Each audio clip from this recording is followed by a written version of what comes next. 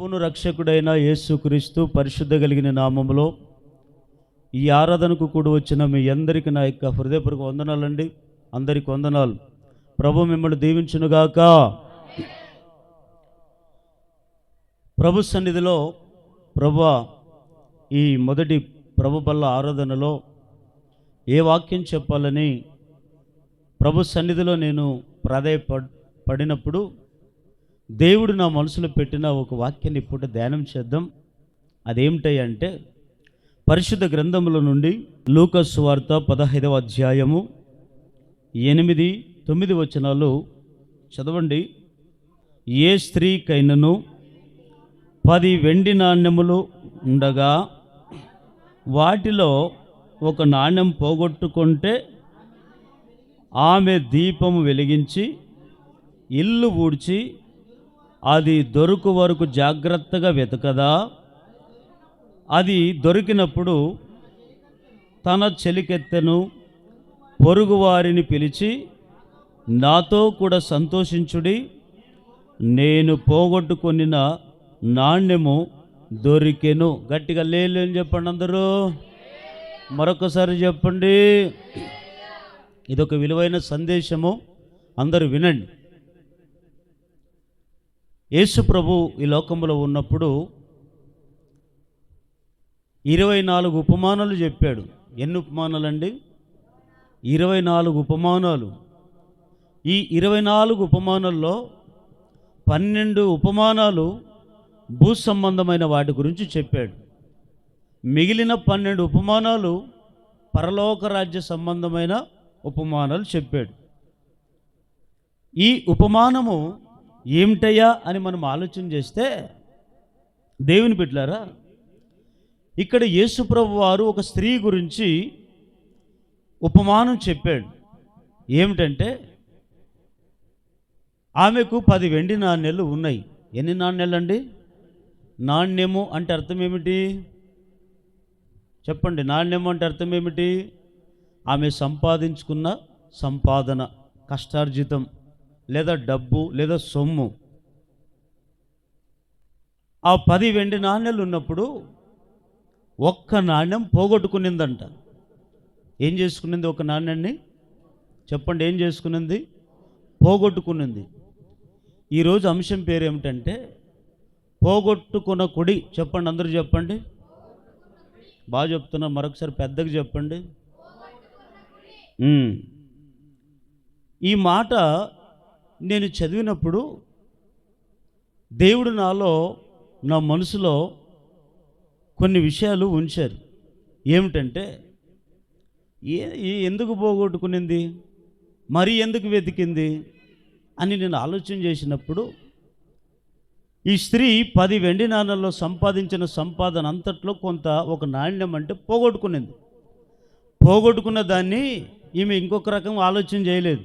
పోతే పోయింది ఒక నాణ్యము, ఇంకా 9 నాణ్యాలు నాకు ఉన్నాయి, ఒక నాణ్యము ఇంక పోతే పోయిందిలే అని అనుకోలేదంట. ఎందుకు అనుకోలేదు తెలుసా? ఆమె కష్టపడి సంపాదించిందో, ఆమె ఆకలి దప్పులుండి సంపాదించిందో, ఎంత కన్నీళ్లు గార్చి, ఎంత కష్టపడి చెమటోడ్చి సంపాదించుకునిందో, ఆ కష్టార్జితం అనేది ఆమె గుర్తించుకునింది. అందుకే ఆమె నాణ్యాన్ని పోగొట్టుకోవడానికి ఇష్టపడలేదు. ఏం చేసింది తెలుసండి? ఇంట్లో దీపం వెలిగించి ఇల్లంతా ఊడ్చిందంట. అంటే దీని అర్థం ఏమిటయ్యా అంటే, ఇల్లు అంటే హృదయానికి సాదృశ్యం. దీపము అంటే దేనికి సాదృశ్యం అంటే వాక్యానికి సాదృశ్యం. మరి ఏమిటితో ఊడ్చింది అంటే పొరక. ఊడిస్తారమ్మంటే ఏమిటితో ఊడుస్తారమ్మా? పొరకతో ఊడుస్తారు. కొంతమంది పెళ్ళిళ్ళు అబ్బో పొరకే వాడరు, ఇంకా అదే పందిరేసినప్పుడు పొరక అక్కడ పెట్టండి, చెప్పులు అక్కడ పెట్టండి అంటుంటారు. అవి మాత్రం బాగా పాటిస్తారు. అంటే దాని అర్థం ఏమిటయ్యా అంటే, దీని ఆత్మీయంగా మనం ఎట్లా ఆలోచన చేయాలంటే, ఇల్లు అనేది మనందరికీ ఒక హృదయమే దేవుని ఇల్లు. ఈ హృదయంలో దేవుడు మనకి కొన్ని సంపాదించుకోమని చెప్పాడు. ఏం సంపాదించుకోమన్నాడంటే వ్యర్థమైనవి కాదు, పరలోక సంబంధమైన వాటివి సంపాదించుకునండి అన్నాడు. అంటే పరలోకం అంటే ఎట్లాంటివన్నా అని మీరు అనొచ్చు. పరలోకమైన సంపాదన ఏమిటంటే డబ్బు, వెండి, బంగారము, సొమ్ము, బట్టలు ఇవి కాదు. ఇవి భూ సంబంధమైనవి. పరలోక సంబంధమైన సొత్తు ఏమిటంటే ప్రేమ, జాలి, కనికరము, మారు మనసు, తగ్గింపు, ఇవన్నీ కూడా ఈ హృదయంలో ఉండాలి. కానీ ఈ హృదయంలో కొందరికి తగ్గింపు ఇవన్నీ కూడా ఉండవు. కొందరికి ఏముంటాయంటే ఎంతసేపు ఉన్న ఇంట్లో అహంకారం పెట్టుకుని ఉంటారు. ఈ హృదయంలో గర్వం, కోపం, ద్వేషం, అసూయను ఈ హృదయంలో పెట్టుకుని ఉంటారు. దీన్ని ఏం చేయాలి అంటే ఆ పనికిరాని చెదారం నీ హృదయంలో ఉంది చూడండి. ఏది? ప్రేమ కాదు, తగ్గింపు కాదు. ఏముంది? అహంకారము, కోపము, ద్వేషము, అసూయ, హెచ్చు, ఇవన్నీ ఉంటే పనికిరానివి. అవి ఏం చేయాలంట? ఊడి చేసుకోవాలంట. ఏమిడితో ఊడి చేసుకోవాలి అంటే సేవకుడు వాక్యం బోధించినప్పుడు సేవకుని యొక్క చెబుతున్న వాక్యానికి విధేయత చూపాలి, లోబడాలి. ఈరోజు లోబడే వాళ్ళు లేరు, తిరగబడే వాళ్ళే ఎక్కువైపోయారు. లోబడే మనుషులు తక్కువైపోయారు, విధేయత చూపేవాళ్ళు తక్కువైపోతున్నారు. మరలా మేము క్రైస్తవులము, మరలా మేము బాప్తిసం తీసుకున్నాం, మరలా మేము రక్షణ పొందాం అంటుంటారు. బాప్తిసం తీసుకో, రక్షణ పొందు, అన్నీ బాగు చేయ, మంచిదే. కానీ నీ ఇంట్లో ఉన్న దాన్ని నువ్వేం చేసుకోవాలి తెలుసా? ఊడ్చి పడేయాలి. ఈ అహంకారాన్ని ఊడండి, ద్వేషాన్ని ఊడ్చిపెట్టండి. అవి ఉండకూడదు మన ఇంట్లో. కానీ స్త్రీ వెండి ఆ ఒక్క నాణ్యము పోగొట్టుకుంటే ఆ దీపం వెలిగించిందంట, ఇల్లంతా ఊడ్చిందంట. ఎక్కడ పోగొట్టుకున్నాను అంటే ఆమె పోగొట్టుకున్నప్పుడు వెలుగులో పోగొట్టుకునిందా, చీకట్లో పోగొట్టుకునిందా? చెప్పండి. చీకట్లో పోగొట్టుకునింది. చీకట్లో పోగొట్టుకున్నది దొరుకుతుందా? దొరకదు. దొరకాలంటే ఏం చేయాలి? వెలుగు. అంటే కొంతమంది చీకటి అనేది హృదయం నిండా చీకటి ఉంచుకుని ఉంటారు. చీకటి మన హృదయంలో పెట్టుకొని నువ్వెంత ప్రార్థన చేసినా, దేవుని ఎంత వెతికినా దేవుడు దొరకడు. దేవుని కార్యాలు నీకు దొరకవు, అద్భుతాలు నీ జీవితంలో జరగవు. ఎందుకంటే నీ ఇంట్లో ఏమి నిండింది? చీకటి ఉంది. అందుకే ఆ చీకటిని ఏం చేయాలి? వాక్యం ద్వారా ఊడ్చుకోవాలంట. ఊడ్చుకున్నప్పుడే నీ హృదయం పరిశుద్ధపరచబడుతుంది.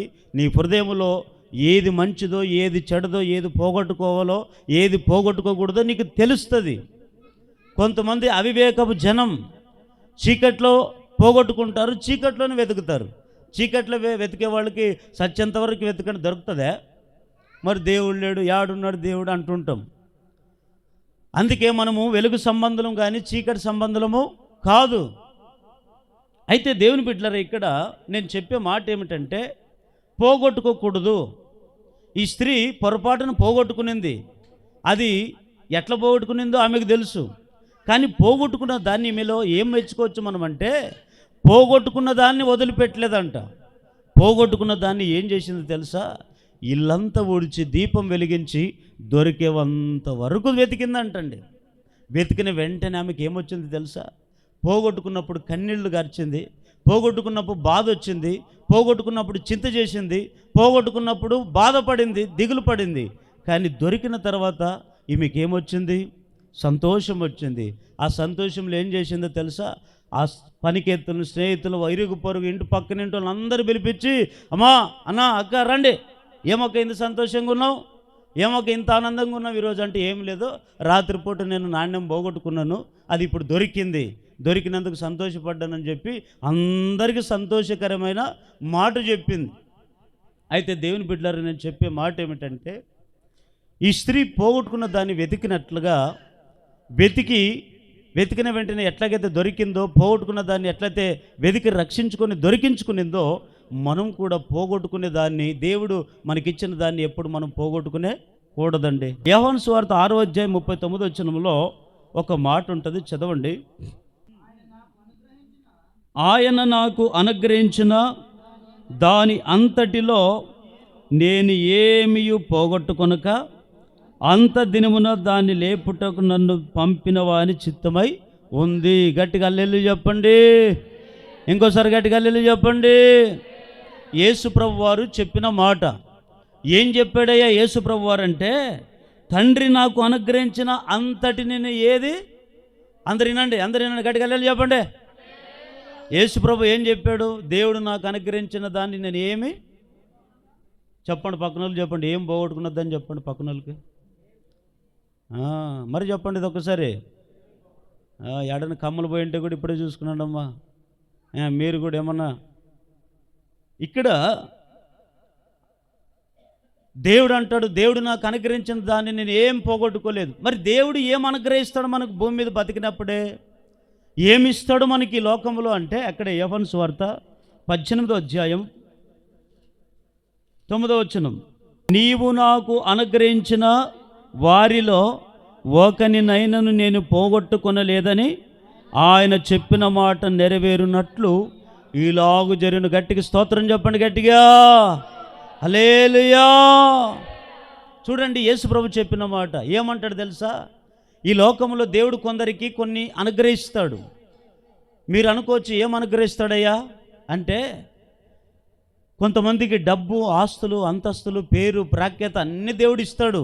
ఇవన్నీ మనకు వచ్చి ఉన్నాయంటే ఇవన్నీ ఎవరు ఇస్తేనే మనం పొందుకొని ఉన్నాము? చెప్పండి, ఎవరిస్తే పొందుకొని ఉన్నాము? దేవుడిస్తేనే మనకి ఇవన్నీ పొందుకొని ఉన్నాం. ఈరోజు ఒక ఇల్లు ఉందంటే దేవుడిచ్చిందే. ఈరోజు నీకు వ్యాపారం చేసుకున్నావంటే దేవుడిస్తున్నదే.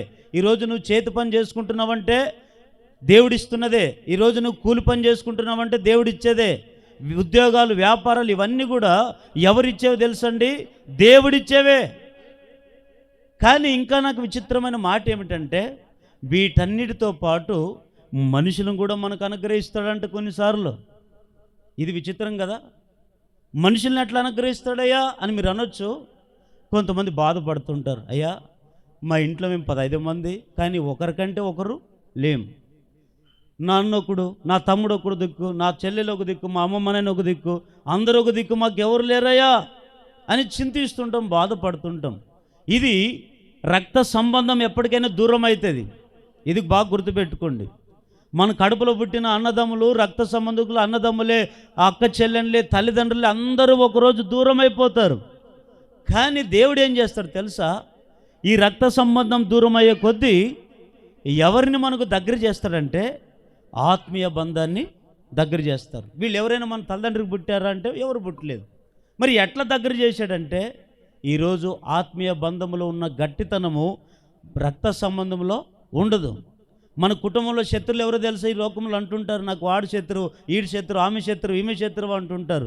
ఈ లోకంలో ఎవరు మనకు శత్రువులు కాదు. ఎవరో శత్రువులు తెలుసా? మన ఇంట్లో ఉండేవాళ్ళే మనకే శత్రువులు. అన్నదమ్ములే శత్రువులు కొన్ని ఇంట్లో, తల్లిదండ్రులే కొన్ని ఇంట్లో శత్రువులు, అక్కజల్లెండ్లే కొన్ని ఇంట్లో శత్రువులు. కానీ ఎదుటిగా దేవుని ఎరిగి బాప్తిసం పొంది, నమ్మి బాప్తిసం పొంది రక్షింపబడిన వాళ్ళు నిన్ను ప్రేమిస్తారు. నీకు ఆపదలు వస్తే నిన్ను ఆదుకుంటారు, కష్టాలు వస్తే నిన్ను ఓదారుస్తారు. అయ్యా మీ ఎవరైనా దూరం ఉండి మేము దూరంగా ఉన్నాము, మేము నీకు దగ్గర అవుతాము అని ఇలా కొన్నిసార్లు ఆత్మీయులు ఏం చేస్తారంటే వాళ్ళు ఓదారుస్తాడు. అందుకే ఇక్కడ యేసు ప్రభు అంటాడు, దేవుడు నాకు అనుగ్రహించే ఒక్క మనిషిని కూడా నేను పోగొట్టుకోలేదు. కొంతమంది మనుషులను పోగొట్టుకుంటారు. దేవుడు స్నేహబంధాన్ని కల్పిస్తుంటాడు. నువ్వు పలానా దగ్గరుండు, చర్చిలో పలానా సంఘములో ఉండు, పలానా సేవకుని కింద ఉండు, పలానా దగ్గరుండు అని దేవుడే ఎక్కడో. ఇప్పుడు మనం చెప్పాలనుకుంటే ఒక్కోరు ఒక ఊర్లో కదా, ఒక్కోరు ఒక ఇంట్లో కదా. నేనెక్కడ పుట్టాను, మీరెక్కడ పుట్టారు, మీరెక్కడ బతుకుతున్నారు, నేనెక్కడ బతుకుతున్నాను. అందరూ ఒకే కుటుంబస్తులు కాదు. ఒక్కొరికి ఒక ఊరుంది, ఒక్కొక్కరు గ్రామం ఉంది, ఒక్కొక్కరికి ఒక ఇల్లు ఉంది. మనం అందరం ఒక చోట కూడుకోవడానికి గల కారణం ఏమిటంటే దేవుని అనుగ్రహించిన మనుషులు, దేవుడు అనుగ్రహించిన సంఘము, దేవుడు అనుగ్రహించిన బంధం ఇది. ఈ బంధాన్ని సాతానుగాడు ఏం చేస్తాడు? కొన్నిసార్లు పోగొట్టుకునేటట్లు చేస్తాడు. ఒక మనిషిని దూరం చేసుకోవాలంటే ఎంతసేపు అండి? పోగొట్టుకోవడం కష్టమంటారా, సంపాదించుకోవడం కష్టమంటారా? చెప్పండి. పోగొట్టుకోవడం సులభం అంటారా, సంపాదించుకోవడం సులభం అంటారా? అని నేను చెప్పింది మీకు అర్థమవుతుందా? పోగొట్టుకోవడం సులభమా, సంపాదించుకోవడం సులభమా? సంపాదించుకోవడం అంటే కష్టం. పోగొట్టుకునేది ఏమి ఎంతసేపు చేస్తామండి? 2 నిమిషాలు బూతు మాటలు మాట్లాడితే అయిపోయింది. ఈరోజు మనుషులు ఏం పోగొట్టుకోవాలో ఏం పోగొట్టుకోకూడదో కొందరికి తెలియదు. కానీ మీరు అనొచ్చు, అన్న భలే చెప్పినాడు, అన్నీ పెట్టుకుంటామన్నారు. అది కూడా రూల్ లేదు. కొన్ని ఉన్నాయి. ఏం పోగొట్టుకోవాలో తెలుసా? వ్యాధులు పోగొట్టుకోవాలంట, రోగాలు పోగొట్టుకోవాలంట, శ్రమలు పోగొట్టుకోవాలంట, పనికిరాని పాపాన్ని పోగొట్టుకోవాలంట. పనికిరాని స్నేహం ఉంటుంది కొందరికి. ఆ స్నేహమే కొందరికి చెడుపు. కొందరు అంటుంటారు, అయ్యా వాడు పెండ్లి కాకున్నాడు భలే ఉండేవాడు, పెండ్లి వచ్చిన తర్వాత బుద్ధే భార్య మార్చింది అంటుంటారు. ఆమె మంచిదండి, మంచి ఆత్మీయురాలే, నీ మధ్యన చెడిపోయిందండి అంటుంటారు. ఎందుకు ఇవన్నీ అయ్యా మనకంటే, కొందరు పోగొట్టుకునవలసినవన్నీ పోగొట్టుకోరు, పోగొట్టుకుంటున్నారు. అదే బాధ. కొన్నిసార్లు ఈ బంధం అనేది దేవుడు మనకు అనుగ్రహించినప్పుడు ఎక్కడో పుట్టాం, ఎక్కడో పెరిగాం. దేవుడు అందుకనే ఒకరిని కూడా, దేవుడు నాకు అనుగ్రహించిన ఒకరిని కూడా నేను పోగొట్టుకోలేదు అంటాడు. ఎందుకంటే పోగొట్టుకున్న ఆ వ్యక్తి గురించి ఆ వ్యక్తి దేవునికి లెక్క అప్పచెప్పాలి. ఎవరైనా సంఘాన్ని పోగొట్టుకున్నారా, ఎందుకు నువ్వు సంఘానికి దూరం అవుతావో నువ్వే లెక్క అప్పచెప్పాలి. సేవకుడు నీకు దేవుడు ఇచ్చాడు, మంచి సేవకుని, ఆ సేవకుని నువ్వు పోగొట్టుకున్నావా, నీవే లెక్క అప్పచెప్పాలి. లేదా ఎవరైనా మంచి ఆత్మీయ బంధంకు ప్రేమించేవాళ్ళు నీకు దేవుడు జత చేశాడా, స్నేహం బంధం చేశాడా, అట్లాంటి వాళ్ళు పోగొట్టుకున్నాలంటే వారి గురించి నువ్వే లెక్క చెప్పాలి. కానీ దేవుని బిడ్డలారా, మంచి వాళ్ళనైతే సంపాదించుకుందాం, చెడ్డ వాళ్ళకైతే దూరము ఉందాం. ఇదే నేర్చుకోవాలి. మంచి వాళ్ళనైతే సంపాదించుకోండి, ఇంకా చెడ్డవాళ్ళని మంచిగా మార్చుకోవాలని ఇష్టపడాలి. కానీ వాళ్ళు మంచోళ్ళు కదా, వీళ్ళు మంచోళ్ళు కదా, మంచోళ్ళు కదని మనం నోరుందని చెప్పి ఇష్టానుసారి మాట్లాడి వాళ్ళని పోగొట్టుకోకూడదంట. మందిరంలో కూడా అందరు నీతిమంతులే రారండి. యేసుప్రభు ఏం చెప్పాడు? సమస్త జనములకు నా ప్రార్థన మందిరము అన్నాడు. అంటే సమస్త జనములు అంటే అందరూ, పాపులు, నీతిమంతులు, త్రాగుబోతులు, దొంగలు, దోచుకునే వాళ్ళు అందరూ భూమి మీద బ్రతికే ప్రతి మనిషికి మందిరమే ఇది. లేదు మా కులస్తులే ఉండాలండి, మా గోత్రం వాళ్ళే ఉండాలండి, లేదు మా బంధు బలగమే ఉండాలండి, లేదు మా కులము గోత్రం ఉండాలని దేవుడు ఎక్కడని చెప్పాడా? ఎక్కడ చెప్పలేదండి. కానీ దేవుని బిడ్డలారా, దేవుడు ఒక ఆత్మీయ బంధం ఇచ్చాడు. ఆ మనుషుల్ని దేవుడు మనకు దగ్గరికి ఇచ్చాడు. ఆ బంధాన్ని మనం పోగొట్టుకోకూడదు. పోగొట్టుకోకుండా ఏం చేయాలో తెలుసా? 100 గొర్రెల్లో ఒక గొర్రె పిల్ల తప్పిపోతే మంచి కాపరి ఏం చేస్తాడు?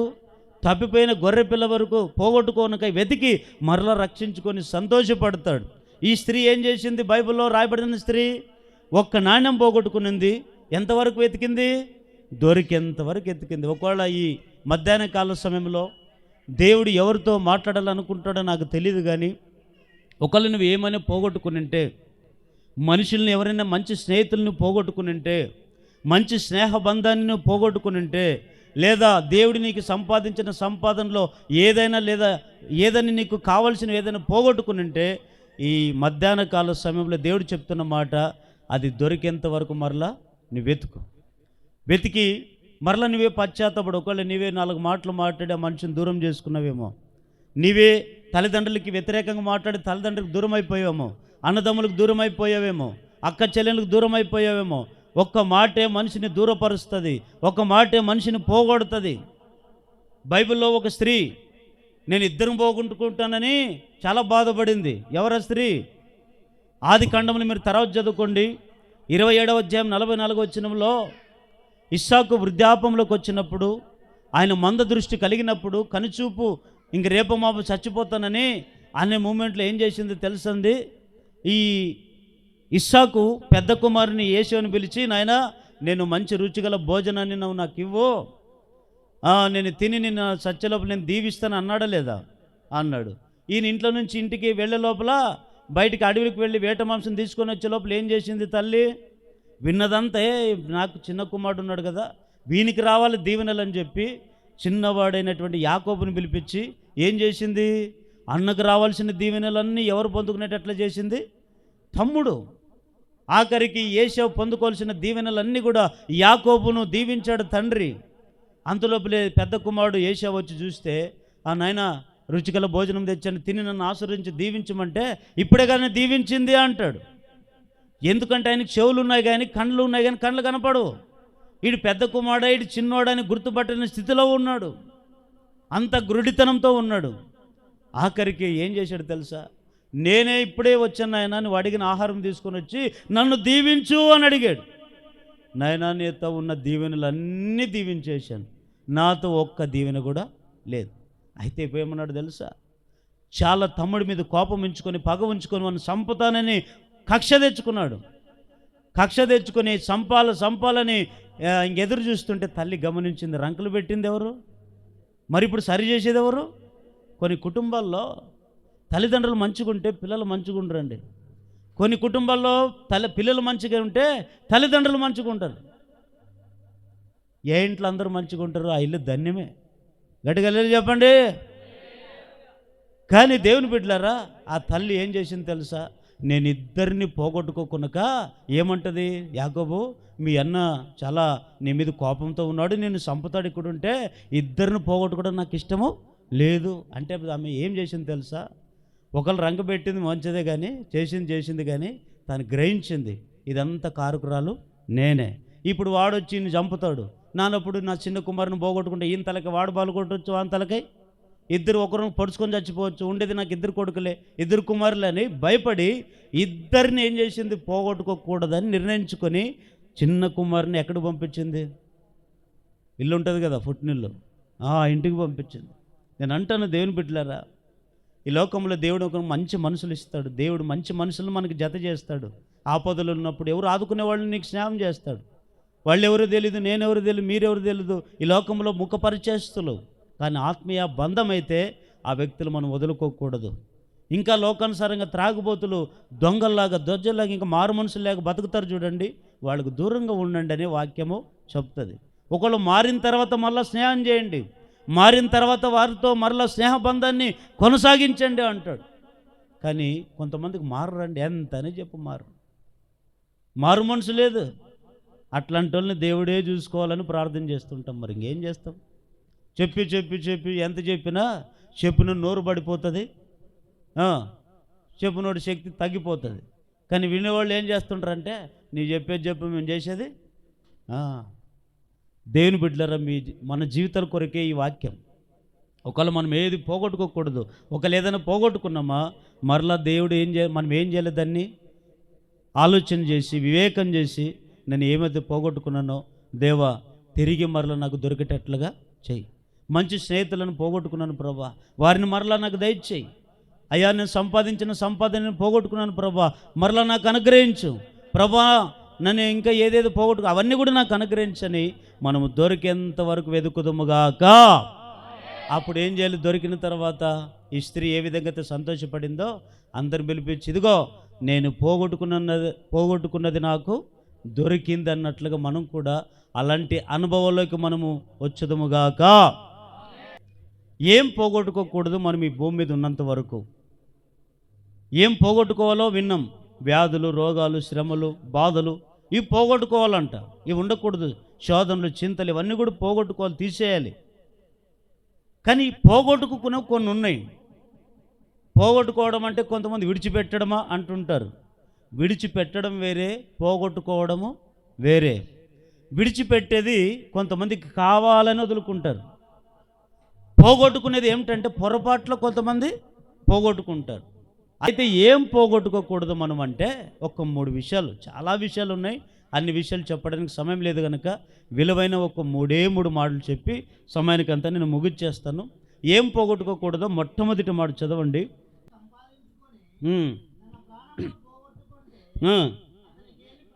చాలు, అందరు వినండి గట్టిగా. ఇప్పుడు అల్లేలు అని చెప్పండి, హుషారుగా చెప్పండి. ఈ మాట బాగా వినండి. ఏం పోగొట్టుకోకూడదు మనం అంటే, భూమి మీద బతికినంత కాలం మనం బ్రతికేది ఎన్ని సంవత్సరాలు బతుకుతాం మనకి తెలియదు. 30 ఏళ్ళు బతుకుతామో, 60 సంవత్సరాలు బతుకుతామో, 70 సంవత్సరాలు బతుకుతామో, దేవుడు ఆ ఆయుష్ని ఇస్తే 100 ఏళ్ళైనా బతుకుతాం. మొత్తానికైతే ఏ రోజైనా ఒకరోజు చావాల్సిందే కదా. ఇది మనుషులు దృష్టిలో పెట్టుకోవాలి. అయితే ఈ పుట్టినది మొదలుకొని సత్యంత వరకు దేవుడు నిన్ను వ్యర్థంగా పుట్టించలేదు. దేవుడు నిన్ను నన్ను ఏదో 4 దినాలు బతికి అట్లా చచ్చిపోని పుట్టించలేదు. జగత్ పునాది వేయబడక ముందే దేవుడు నిన్ను ఏర్పరచుకొని ఎన్నుకొనే ఈ భూమి మీద నీకు జన్మనిచ్చాడు. ఆయన జన్మ ఇవ్వకపోతే మనకు బ్రతుకు లేదు. ఆయన మనకు పుట్టుక ఇయ్యలేకపోతే మనకు బ్రతుకు లేదు ఈ భూమి మీద. కానీ దేవుని బిడ్డలారా, ఇక్కడ విలువైంది ఏమిటంటే, ఏం పోగొట్టుకోకూడదంటే మన ప్రాణాన్ని మనం పోగొట్టుకోకూడదంట. చెప్పండి, ఏం పోగొట్టుకోకూడదు?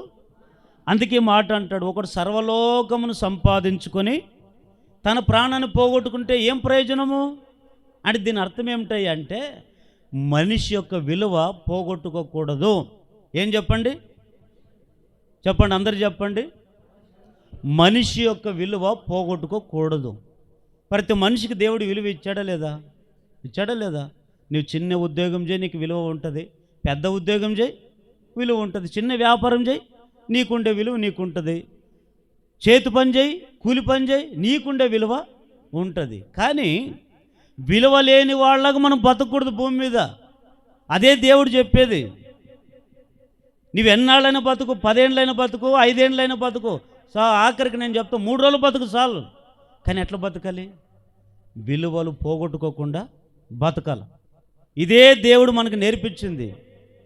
యోహాను రాసిన మొదటి పత్రిక 3వ అధ్యాయం 16వ వచనంలో, ఆయన మన నిమిత్తము ఎవరి ప్రాణము? తన ప్రాణం అంటే దేవుని ప్రాణం పెట్టెను గనుక దీని వలన ప్రేమ ఎట్టిదని తెలుసుకొనుచున్నాము. మనము కూడా సహోదరుల నిమిత్తము మన ప్రాణములు పెట్టబద్దలమై ఉన్నాము. కింద ఒక మాట ఉంటుంది, ఈ లోకపు జీవనోపాధి గలవాడై ఉండి తన సహోదరునికి లేమి కలుగుట చూచి అతని ఎడల ఎంత మాత్రము కనికరము చూపని వాని యందు దేవుని ప్రేమ ఎలాగ నిలుచును?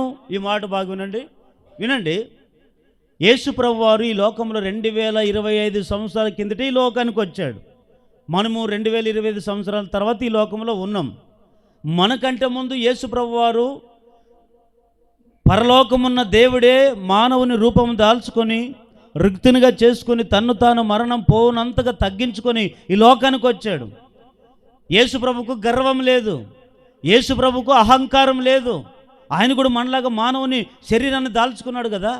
మనకు దేవుడు ఇంత ఇస్తే ఎంత గర్వమో కదా, ఇంత ఇస్తే ఎంత అహంకారమో కదా. దేవుడు కొద్దిగా ఇంత ఇస్తే ఇంక ఎవరికి లోపడం కదా. మరి దేవుడు చూడండి, అందరికంటే పై స్థానంలో ఉండి పాపిష్టులైన ఈ మనుషుల చేత హింసింపబడ్డానికి వచ్చాడు ఆయన.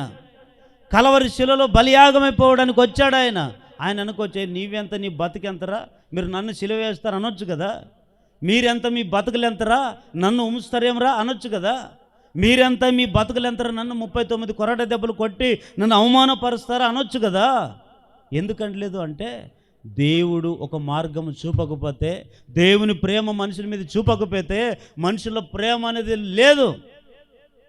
ఆ ప్రేమను మనం అందరము పొందుకోవడానికి కొరకే మన కొరకు కలవరి శిలువలో ఏం పెట్టాడు? ఆయన ప్రాణం పెట్టాడు. ఈరోజు ప్రాణం పెట్టేవాళ్ళు ఉన్నారా? ప్రాణాలు తీసేవాళ్ళే ఉన్నారు. నమ్ముకుంటే ప్రాణం పెట్టేవాళ్ళు ఎవరు లేరు. మనుషులు ఈరోజు ఏమైపోతున్నారంటే, తనకు రావాల్సింది తనకు రాకపోతే మనుషుడు ప్రేమ కాదు, కనీసం ఇంత కనికరం చూపడానికి కూడా ఇష్టపడడు. కానీ పనికిరాని మనల పట్ల యేసు ప్రభు ఏం పెట్టాడు? ప్రాణమే పెట్టాడు. ప్రాణం పోయేటప్పుడు మనుషులకి ఎట్లుంటుంది బాధ? ఎప్పుడైనా ప్రాణం పోయే స్థితిలోకి వెళ్ళారా లేదా? ఆ పోయినలకైతే విలువ తెలుస్తుంది. తిని హ్యాపీగా 3 పూట్లు తిని కంటికి గోరుకుని బట్ట కట్టి ఇష్టం వచ్చినట్లుంటే ఎట్లా తెలుస్తుందండి? ప్రాణం పోయే వ్యక్తికి తెలుస్తుందా బాధ? ప్రాణం పోయేటప్పుడు మనుషుడు ఎంత అల్లకొల్లపోతాడో ప్రాణం పోయేటప్పుడు తెలుస్తుందా విలువ? బట్ట కట్టుకున్నప్పుడు, కడుపు నిండా 3 పూట్లు తిన్నప్పుడు, కంటి నిండా నిద్రపోయేటప్పుడు తెలీదా విలువ? ప్రాణం పోయేటప్పుడే మనిషి విలువ తెలుస్తుంది. కానీ ఈరోజు మనుషులు ఎంత విలువలు పోగొట్టుకుంటారంటే దిగజార్చుకుంటారు కొంతమంది. మనమే కాదు, బైబిల్లో కూడా ఉన్నారు చాలామంది. బైబిల్లో కూడా మనకంటే తలమాసినోళ్ళు, మనకంటే తలకు పొగురుకెక్కి తలకి కండ్ల నెత్తికెక్కిన వాళ్ళు చాలామంది ఉన్నారు. ఇప్పుడు మనముంటే ఎంత గాలి ఎంత. వాళ్ళే యేసుప్రభుని ఎదిరించారు, యేసుప్రభుని చంపాలని చూశారు, యేసుప్రభును ఎక్కడెక్కడ దొరుకుతాడా, ఎక్కడెక్కడ సంపదమని వెతికారు.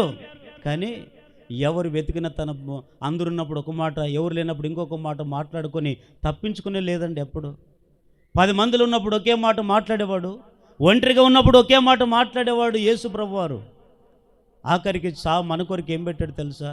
నేను ప్రజల కొరకు ప్రాణం పెట్టకపోతే నా ప్రేమ విరికి తెలియదు. ఈరోజు మనిషి విలువ ఏమిటో తెలుసా? గొప్పదండి. ఆ మధ్య ఒకసారి మీకు చెప్పినట్టున్నాను, అమెరికా దేశంలో ఒక స్త్రీ గొప్ప హీరోయిన్ అంటండి.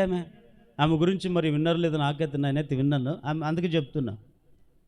ఆమె ఎక్కడ నిలబడితే అక్కడ వందల మంది వెళ్ళి సెల్ఫీలు దిగి ఆ దిగి ఇది ఎక్కడ కనపడితే మేడం మేడం 1 minute ప్లీజ్, 1 ఏమంటారు దాన్ని, ఇంగ్లీష్ వచ్చిన వాళ్ళు చెప్పండి అమ్మా, సెల్ఫీ మేడం అనేవాళ్ళంట. టక్కని ఫోటో దిగేది అట్లా. మొత్తానికి ఆమె ఏం చేసింది తెలుసా? చూడ్డానికి హీరోయిన్ అని పేరు తెచ్చుకునేదంటే మంచి అంత అందంగా ఉందంట. తన వృత్తి ఏమిటి? నటన చేయడం, బతకడం. నటన చేయడం అంటే, నటన అంటే ఏమిటంటే సినిమాలో చేసేది నటన, రియల్గా జీవించేది నటన అంటారా? జీవితము అంటారు. కొంతమంది సినిమాల్లో నటనలు చేసినట్లు చేస్తుంటారు. ఎట్లాగా?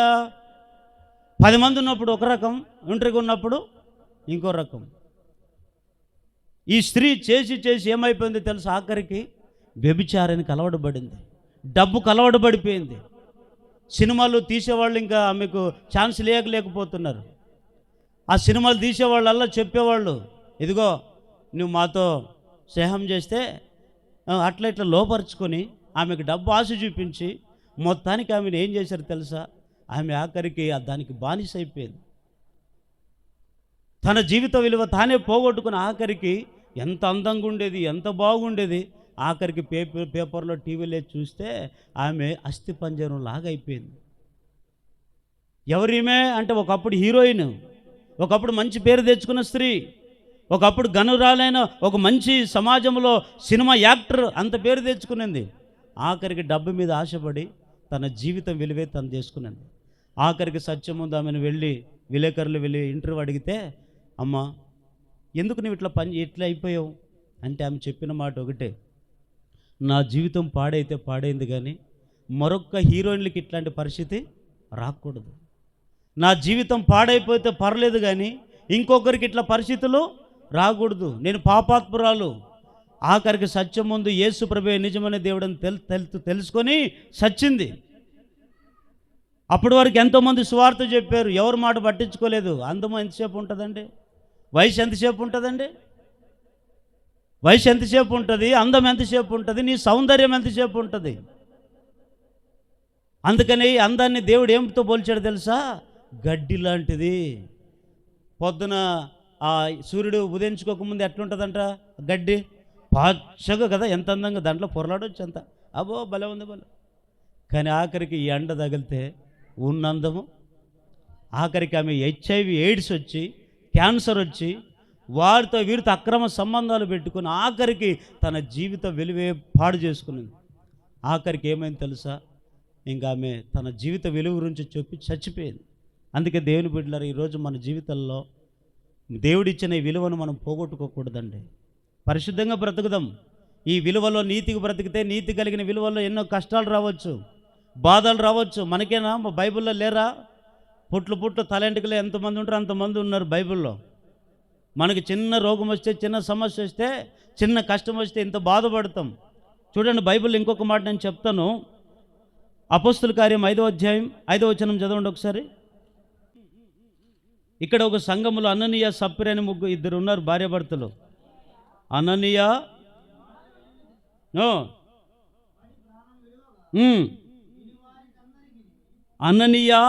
ఈ మాటలు వినుచునే ఏం విడిచాడంట? ప్రాణం విడగగా వినిన వారికి అందరికి మిగులు భయము కలిగెను.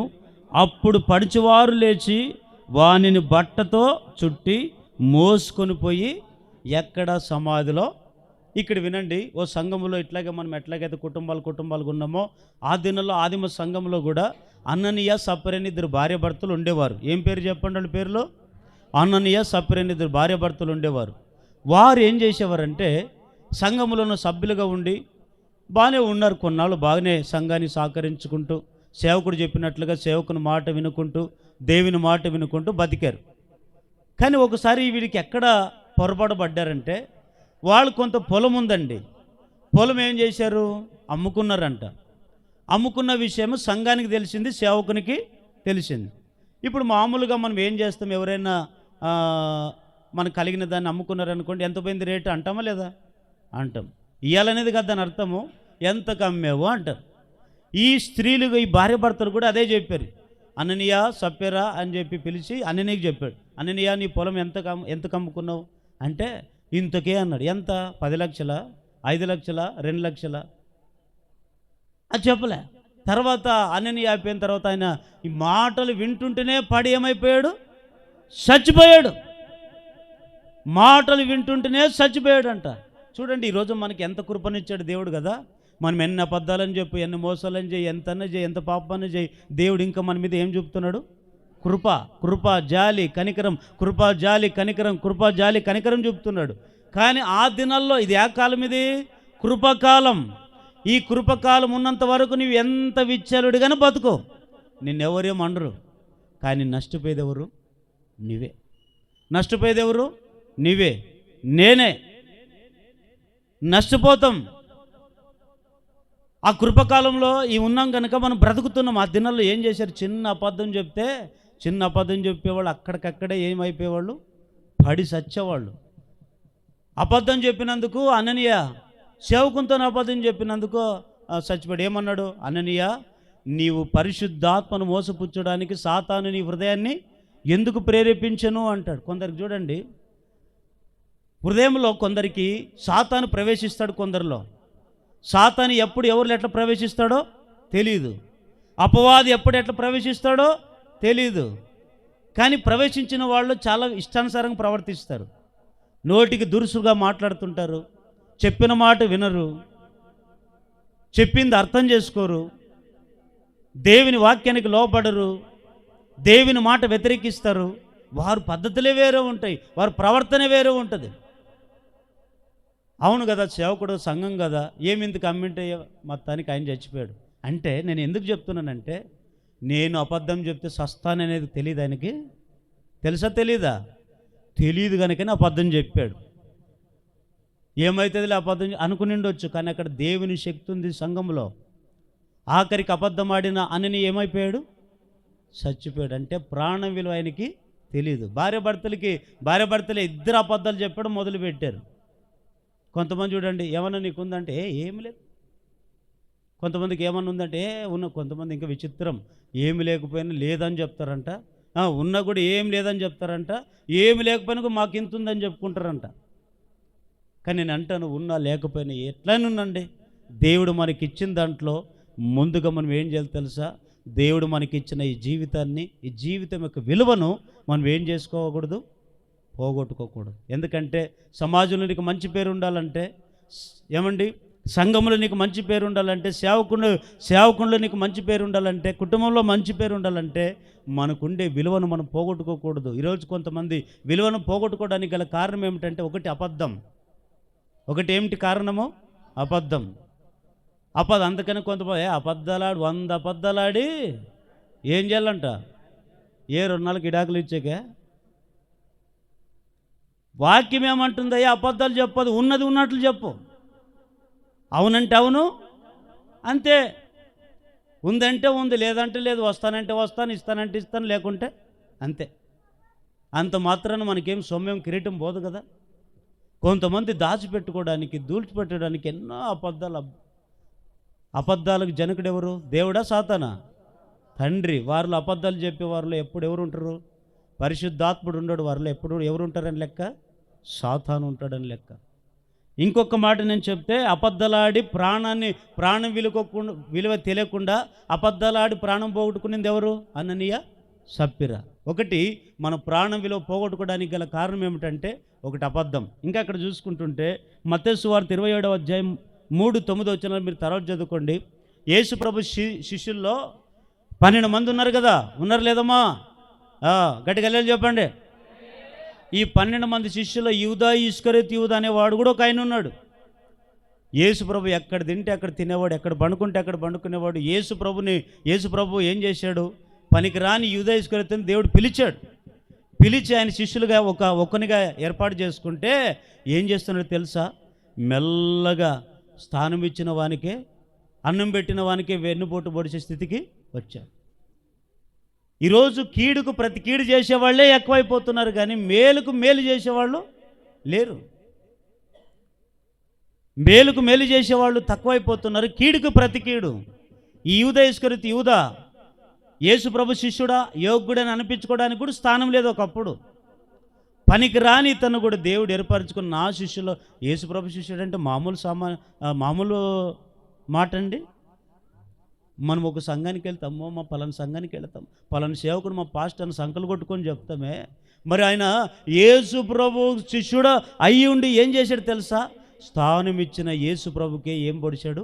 వెన్నుపోటు. స్థానం ఇచ్చి అన్నం పెట్టిన వానికే యేసయ్యకి ఏం పొడుస్తున్నాడు? వెన్నుపోటు. ఆఖరికి యేసు ప్రభుని ఏం చేయాలనుకున్నాడంటే డబ్బుకు ఆశపడ్డాడు. నాకు అప్పుడు విలువ లేకున్నప్పుడు విలువ ఇచ్చాడు కదా యేసు ప్రభు వారు. ఈయనే సత్యవంతుడు కదా, ఈయనే నిజమైన దేవుడు కదా, ఈయన నేను ఇంత విలువ తీయచ్చా, మర్యాద ఇవ్వాలి కదా, ఈయనకు మంచిగా నేను లోబడాలి కదా, ఈయన కొరకు నేను కూడా ప్రాణం పెట్టడానికి కూడా సిద్ధపడాలి కానీ ఆలోచన ఎప్పుడైనా చేశాడా యూదా ఇస్కరియోతు యూదా? చేయలేదండి. 30 వెండి నాణేలకు పక్కన వెళ్ళి శత్రులతో చేయగలిపి నేను అప్పగిస్తా. ఎందుకంటే దగ్గరుండి ఎక్కడ తింటాడు, ఎక్కడ పండుకుంటాడు, ఎక్కడ లేస్తాడని ఇన్ఫర్మేషన్ అలా ఇచ్చింది ఎవరు? యూదా ఇస్కరియోతు యూదే సైనికులకి ఇచ్చింది ఇన్ఫర్మేషన్. లేకుంటే యేసు ప్రభు ఎక్కడుండేవాడో, ఎక్కడ తిరిగేవాడో వాళ్ళకి తెలియదు. ఎందుకంటే ఒకరి ఇన్ఫర్మేషన్ తీసుకోవడానికి వరకు, ఒకరిని చెడగొట్టడానికి, ఒకరిని పతనం చేసుకోవడానికి అవతలుండే వారిని కూడా ఎన్నుకుంటారండి. సాతాను అట్లాంటి పన్నగలు పడుతుంటాడు. ఎన్నుకొని ఏం చేశాడు తెలుసు? ఆఖరికి యూదా ఇస్కరియోతు 30 వెన్నెలు నాకు ఇవ్వండి, నేను యేసు ప్రభు గొప్పడా, డబ్బులు గొప్పడా? గొప్పవే చెప్పండి. దేవుడు గొప్పడా, డబ్బు గొప్పదే? మరి దేవుని ఎట్లా అప్పగించాడంటే డబ్బు విలువ తెలిసింది కానీ ఆయనకి దేవుని విలువ తెలియదు. దేవుని విలువ తెలిసేవాడైతే ఎవరు మీరు పట్టుకునేవాళ్ళు, ముందు నన్ను టచ్ చేయండి అప్పుడు ఆయన అనేవాడు కదా. ఆ త్యాగం లేదు ఈ రోజుల్లో. మనం బతికితే చాలండి, వాళ్ళు ఏమైనా పోయినా పర్లేదు, మనం బాగుంటే చాలండి, వాళ్ళు ఏమైనా. యేసు ప్రభు అట్లా అనుకుని ఉంటే ఈరోజు మనం ఇట్లా ఉండేవాళ్ళ? దేవుడు మన కొరకు అంత త్యాగం చేయకపోతే మనం ఇట్లా ఉండేవారమా? ఆఖరికి ఏం చేశాడు తెలుసా? గెస్తమైన తోటలో రాత్రి ప్రార్థన చేసుకుందామని యేసు ప్రభు ఇంకా మిగిలిన శిష్యులు వెళ్ళి ప్రార్థన చేసుకుంటుంటే యేసు ప్రభుకి అర్థమైంది, ఒకడు నన్ను అప్పగించడానికి ఒకడు వస్తాడొకడు, వాడి పేరే యూదా ఇస్కరియోతు యూదా అని గుర్తెరిగి ముందే తెలుసుకున్నాడు నా ప్రభు. తెలుసుకొని ప్రార్థన చేసుకొని కిందికి దిగొస్తుంటే సైనికులుగా వచ్చారు. అందులో యూదా ఇస్కరియోతుని చూసి యేసు ప్రభు జాలి బాధపడ్డాడు. ఇట్లాంటి వ్యక్తులా నాకు శిష్యులు, ఇట్లాంటి వ్యక్తులా నేను ఇన్నాళ్ళు బలపరిచింది, ఇట్లాంటి వ్యక్తులనా నేను ఇంతవరకు వారిని రోగాలు వస్తే స్వస్థపరిచి వారికి ఆదరణ ఇచ్చి నెమ్మదిచ్చి ఇన్ని మేలు చేశాను అనుకొని మనసులో మూలిగాడంట, మనసులో బాధపడ్డాడు. ఆయనకి తెలిసిపోయింది నా ప్రాణం విలువ తెలుసుకున్నాడు. యూదా ఇస్కరియోతు యూదా వచ్చాడు. అయినా నువ్వు అట్లాంటి వాడు ఒక్క మాట చెడ్డ మాట అనలేదు. అన్నాడు, చెలికాడా నువ్వు కోరుకున్నది కానీ నువ్వేవైతే ఆశపడి వచ్చావో అని చెప్పి యేసుప్రభుని అప్పగించాడండి. నేను ఎవరినైతే ముద్దు పెట్టుకుంటానో అతనే యేసుప్రభు వారు అని చెప్పాడు. యేసుప్రభు దగ్గరికి వెళ్ళి ముద్దు పెట్టుకున్నాడు. వాళ్ళందరూ వచ్చి పట్టుకున్నారు. యేసుప్రభుని శిలువను అప్పచెప్పడానికి మిగిలిన 12 మంది శిష్యులు 12 మంది 12 దిక్కులు వెళ్ళిపోయారు. మామ ఎక్కడ చేస్తామో, యేసుప్రభు అంటే మామ ఎక్కడ చేస్తామో అని భయపడి వాళ్ళ ప్రాణాన్ని కాపాడుకోవడానికి పారిపోయారు. కానీ యేసుప్రభు వారు ఒక్కడి మిగిలిన యేసుప్రభుతో ఉన్నాడండి. ఆఖరికి యేసుప్రభు సంగతి అక్కడ పక్కన పెట్టండి, ఆయన మరణించి 3వ రోజున తిరిగి లేచాడు. గట్టిగా హల్లెలూయా చెప్పండి. మనలాగా మనిషి కాదని భయపడ్డానికి ప్రాణం పెట్టేవాడు ఆయన, ప్రాణం తీసేవాడు, మృతి నొందించేవాడు నేనే. చెప్పండి, జీవింపజేసేవాడు, మరణ పునరుత్థానం అంతా ఎవరి చేతిలో ఉన్నాయి? గట్టిగా ఒకసారి చప్పట్లు కొట్టండి గట్టిగా హల్లెలూయా. ఈ యూదా ఇస్కరియోతు పరిస్థితి, పోనీ అప్పగించాడు, 30 వెండి డబ్బు తీసుకున్నాడు, ఏమైనా బాగుపడ్డా? ఏం చేశాడు తెలుసా? తర్వాత అర్థమైంది యేసుప్రభు విలువ. బాధపడుతున్నాడు, ఏడుస్తున్నాడు, అరుస్తున్నాడు. ఆ సైనికుల దగ్గరికి వెళ్ళి, అయ్యా నీతిమంతుడైన యేసు ప్రభు నేను అప్పగించాను, నన్ను క్షమించండి, ఇదిగో ఈ డబ్బు నాకొద్దు, మీరు చూపిన ఈ డబ్బు ఆశ నాకొద్దు, తీసుకో, మీరే తీసుకోండి అంటే వాళ్ళు అన్నారు, ఈ డబ్బు తీసుకుని మేము తలకే కొట్టుకోవాలా, మాకేం సంబంధం లేదు, అయిపోయా, నువ్వు ఒక్కసారి మాతో తీర్మానం చేసుకున్నాక అయిపోయింది, ఈ డబ్బు నీవు మాకు సంబంధం లేదు, ఏమని చేసుకున్నాడు. ఆఖరికి ఏం చేసుకున్నాడు తెలుసు, యూదేశ్వరీత్యుదా తను చేసిన పాపాని కొరకు, నేరాని కొరకు తన్ను తానే ఈ బతికేదానికంటే సచ్చేది మేలనుకొని ఆ 30 వెండి నాణ్యాలు ఎక్కడ విసిరి పారిగొట్టాడు, యెరూషలేము దేవాలయానికి వెళ్ళి పాడుకోసి ఎక్కడికి వెళ్ళాడు తెలుసా, తన పొలానికి వెళ్ళి ఉరేసుకొని. అంటే ఇప్పుడు తన ప్రాణం విలువ తనకి తెలియదు, డబ్బు విలువ తెలిసింది కానీ ప్రాణం విలువ. ఈరోజు కూడా చాలామంది డబ్బు డబ్బు డబ్బు డబ్బు అని చస్తావు. మీరు అనొచ్చు, అన్న మా డబ్బు లేకుంటే ఎట్లా బతకాలన్నా, నువ్వేం డబ్బు డబ్బు అంటూ అనొచ్చు. నేను అంటాను, డబ్బు ఉండాలండి, మరీ మనం ప్రాణం పోయేంత డబ్బు మనకు వద్దు, డబ్బు ఉండాలండి, అవసరానికి ఉంటే చాలండి, డబ్బు ఉండాలండి, పాతాళానికి నరకానికి చేరేంత డబ్బు మనకు అవసరం లేదండి. అదే కోరుకునేది దేవుడు. ఒకటి, ఈ ప్రాణం ఏం చేస్తుంది అంటే అబద్ధాలాడి ప్రాణం విలువ పోగొడుతుంది, అబద్ధాలు ప్రాణ విలువ పోగొడుతుంది. రెండవది, నమ్మక ద్రోహం ఏం పోగొడుతుంది, ప్రాణం. ఎవరైతే నమ్మక ద్రోహం చేస్తారో వారికి అపాయం. అందుకనే తాను త్రవ్విన గుంతలు వారే పడుదురు అనే మాట రాయబడి ఉంటుంది. ఎవరు తవ్వుకుంటారో వాళ్ళే గుంతలో పడతారు, ఎవరు త్రవ్వుకుంటారో వాళ్ళే గుంతలో పడతారు. ఆ గుంతలో పడుకోకముందే దేవుని వాక్యం నిన్ను హెచ్చరిస్తూ ఉంది. అయ్యా, నువ్వు ఒక గోతిని తవ్వుకున్నావు, అహంకారం అనే గోతిని తవ్వుకున్నావు, ద్వేషం అనే గోతిని తవ్వుకున్నావు, అసూయ అనే గోతిని తవ్వుకున్నావు, పాపం అనే గోతిని తవ్వుకున్నావు. ఆ గోతిలో నువ్వు కప్పుకో, పడుకోకముందే నువ్వు ఆ గోతిని కప్పుకో. ఒకవేళ కప్పుకోలేదా ఆ గోతిని, ఆ గోతి ఏం చేస్తుంది, నిన్ను మింగుతుంది. అందుకని మనుషుడు ఏది విత్తుకుంటే, చెప్పండి, ఏం విత్తుకుంటే. మూడవది ఇంకొక మాట చెప్తానండి. ఎబ్రిల్ రాసిన పత్రిక 12వ అధ్యాయం 16వ వచనం చదవండి. ఒక్క పూటి కూటి కొరకు తన జ్యేష్ఠత్వపు హక్కును అమ్మివేసిన ఏషా వంటి భ్రష్టుడైనను వ్యభిచారైన ఉండినేమో అనియు జాగ్రత్తగా చూసుకొనిడి. ఏషావు తర్వాత ఆశీర్వాదం పొందగోరి కన్నీళ్లు విడుచుచు దానికోసరము శ్రద్ధగా వెతికినను మారు మనసు పొందని అవకాశం దొరకక విసర్జింపబడినని మీరెరుగుదురు. హల్లెలూయా. ఒకటి, అననీయ సప్ఫిర ఏమాడి ప్రాణాలు పోగొట్టుకున్నారు, అబద్ధలాడి ప్రాణం విలువ తెలియకుండా పోగొట్టుకున్నారు. యూదా ఇస్కరియోతు ఏం చేసి ప్రాణం పోగొట్టుకున్నాడు, నమ్మక ద్రోహం చేసి ప్రాణం పోగొట్టుకున్నాడు. మూడవది గీడు ఏముందంటే ఏషావు. ఈ ఏషావు ఎవరో తెలుసండి, జ్యేష్ఠత్వపు హక్కునే అమ్ముకున్నాడంట. అంటే విలువ తెలియని మనిషి, బ్రతుకుతున్నాడు అందరిలాగా, నేను కూడా ఒక మనిషిలాగా అనుకున్నాడు. విలువ తెలియని బతకది. ఎట్లా అమ్ముకున్నాడంటే, జ్యేష్ఠత్వం అంటే అర్థం ఏమిటి, జ్యేష్ఠత్వం అంటే పరువు, జ్యేష్ఠత్వం అంటే పరువు ప్రతిష్ట. మానవునికి పరువు ప్రతిష్ట ఉండాలా వద్దా, సిగ్గు భయం ఇవన్నీ ఉండాలా వద్దా, అన్నిటిసి తిరగమన్నాడు దేవుడు. కొందరికి ఎంతైనా చెప్పండి, ఎంతైనా బుద్ధి చెప్పండి, సిగ్గు ఉండదు, ఫూ అంటే కూడా కొంతమంది, నన్ను కాదులే. దేవుని వాక్యం అంటున్న మాట ఏమిటంటే, అరే వాడితో ఊరితో ఉంపించుకొని బతకొద్దురా అని వాక్యం చెప్తుంది. నువ్వేం చేస్తావు, అందరితో ఉంపించుకొని బతుకుతావాలని అనుకుంటావు. ఏషావు పరిస్థితి అదే వచ్చింది. అతని పరిస్థితి అతని జీవితంలాగా ఉండకూడదు అనేదే దేవుని ఆలోచన. అందుకే మనం బతుకమంటున్నాడు. విలువల గారికి బతకండి. ఆ విలువ ఏమిటంటే, మనం ఎక్కడ నిలబడిన అక్కడ మనం తలెత్తుకునేటట్లుగా చేస్తుంది. ఈ వ్యక్తి అండి ఎట్లా తింటాడో ఎట్లా బతుకుతాడో తెలియదండి, నీతికి బతుకుతాడండి. ఈమె ఎట్లా ఉంటుందో, ఎట్లా సంపాదిస్తుంది, ఎట్లా కష్టపడుతుందో తెలియదండి, కానీ ఒకరికి లోపడుకోకుండా మంచిగా బతుకుతుందండి. ఈ విలువ సంపాదించుకుని బతుకుదముగాక. తమ్మునికే జ్యేష్ఠత్వాలు. ఈయన ఏం చేశాడు, యాకోబు చిక్కుడుకాయల కూర వంట చేశాడు. ఈయన వచ్చి ఏం చేశాడు, అరే తమ్ముడా నాకింత అన్నం పెడతావా, ఇంత చిక్కుడుకాయలు కూర వేస్తామంటే ఈయన పెట్టొచ్చు కదా. ఈయన అట్లా ఎదురోడే, లేదు నువ్వేమన్నా పెడితే నన్ను ఇస్తానన్నాడు. మరి సొంత అన్నదమ్ములే కదా, ముద్ద అన్నం పెడితే ఈయనదేం సొమ్ము పోతుందా. ఈయన అంటాడు, లేదు నువ్వేమన్నా పెట్టాలి నాకు అంటాడు. ఏం పెట్టాలి, నాతో ఏమి లేదు, నా జ్యేష్ఠత్వాన్ని నీకు ఇచ్చేస్తా అంటే నీవు చెప్పినట్లుగా జీవితాంతము వింటా. అంటే ఒకని కింద బానిసగా ఉండాలని కొంతమందికి కోరిక. వింటే దేవుని మాట వినే మనం బతకాల, మనుషుల మాటలు కాదు. వినండి, మంచి మాటలు అయితే వినండి, చెడ్డ మాటలు అయితే పక్కన పెట్టండి. తమ్ముడికి లోబడ్డాడండి, జ్యేష్ఠత్వాన్ని అమ్ముకున్నాడండి. అమ్ముకున్న తర్వాత ఏం చేశాడు తెలుసా? ఆయన జీవితమే ఇంక పుట్టిన బతికే వేస్ట్. ఇంకా దేవుని బిడ్డలారా, ఒక మన జీవితంలో కష్టాలు, బాధలు, ఇరుకులు, సమస్యలు ఇవన్నీ కూడా వస్తుంటాయి, పోతుంటాయి, వస్తుంటాయి, పోతుంటాయి, వస్తుంటాయి, పోతుంటాయి. ఉండమంటే అవి ఉండవు, పొమ్మంటే అబ్బో అవి టైంకి వస్తుంటాయి, మళ్ళీ పోతుంటాయి.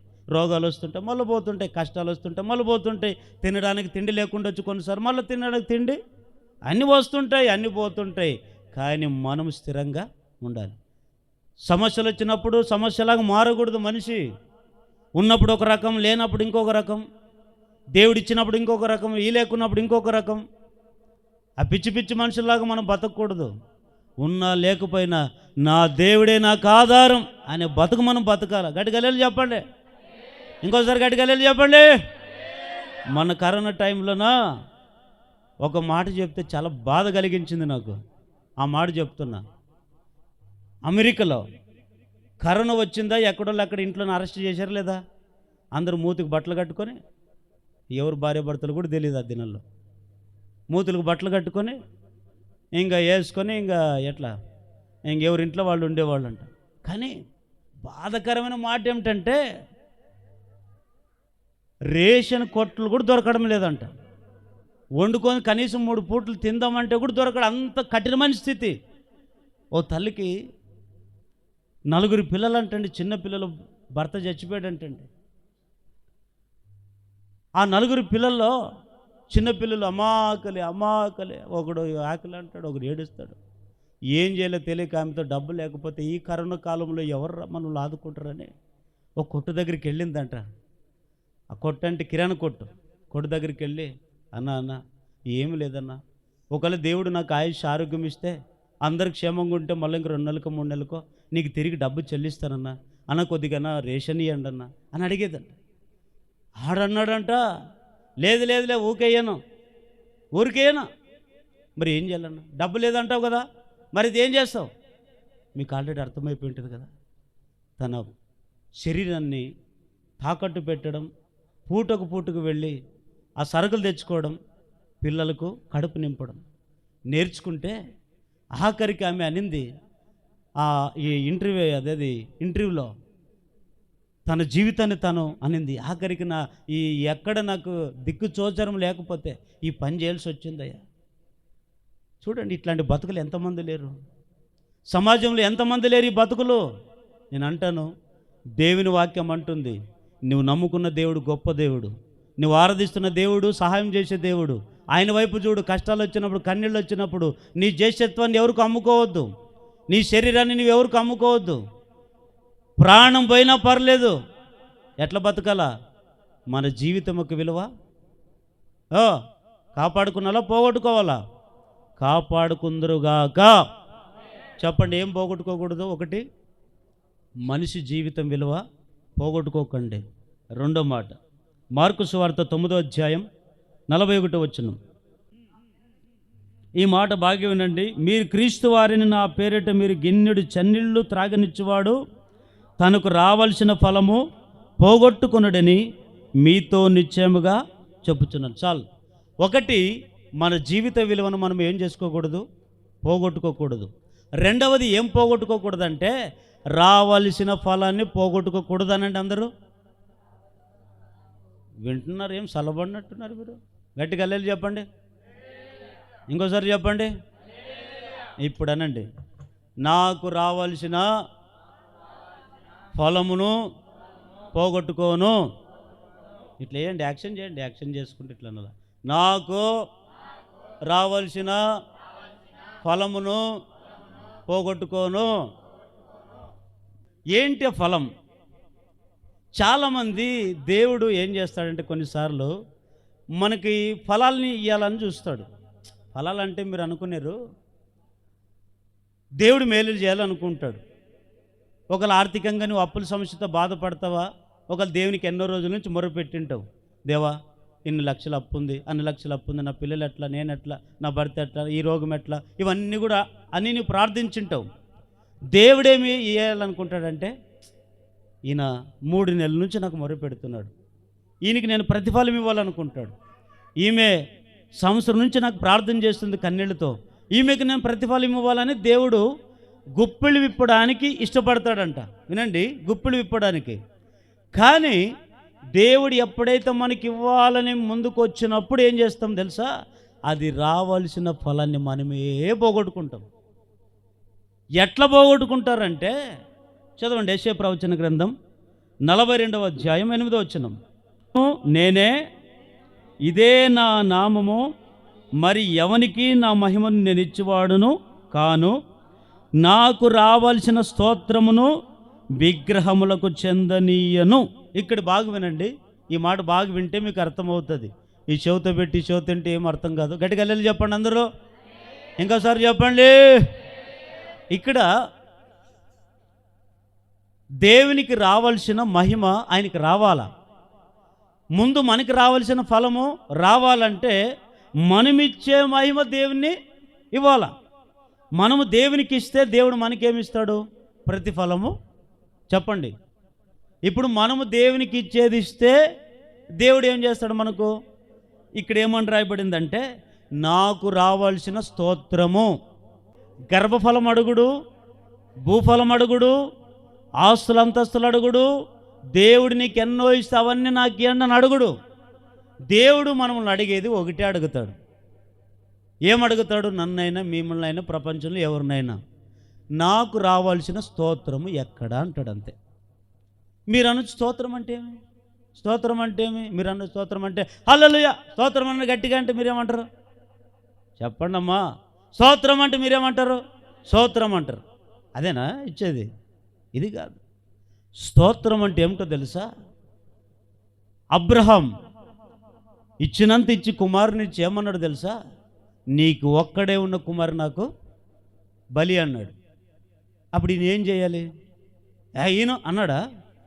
అంటే దేవుడు ఇచ్చినంత ఇచ్చి ఎందుకు అడుగుతాడంటే, కొన్నిసార్లు ఇచ్చి మనం పరిశోధిస్తాడు, కొన్నిసార్లు ఇవ్వకుండా పరిశోధిస్తాడు, పరీక్షిస్తాడు.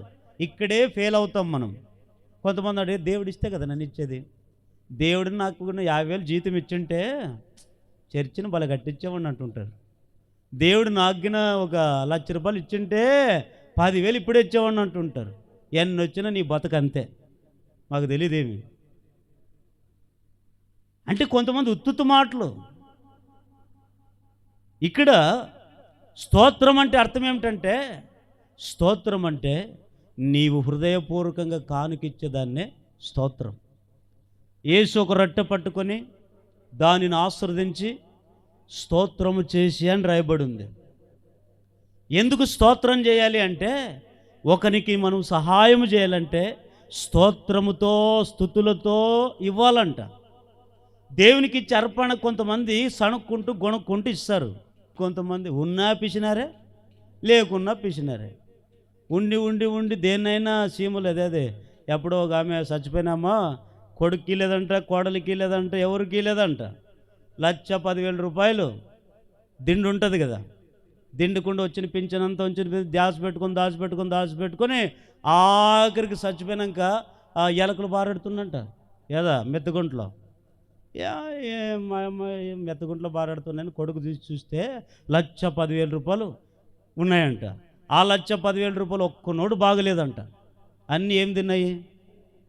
కొంతమంది ఎలకలకనే పెడతారు, అట్లనే సుఖపడతారేమో. అదే ప్రతిఫలం మనం పోగొట్టుకుంటాం.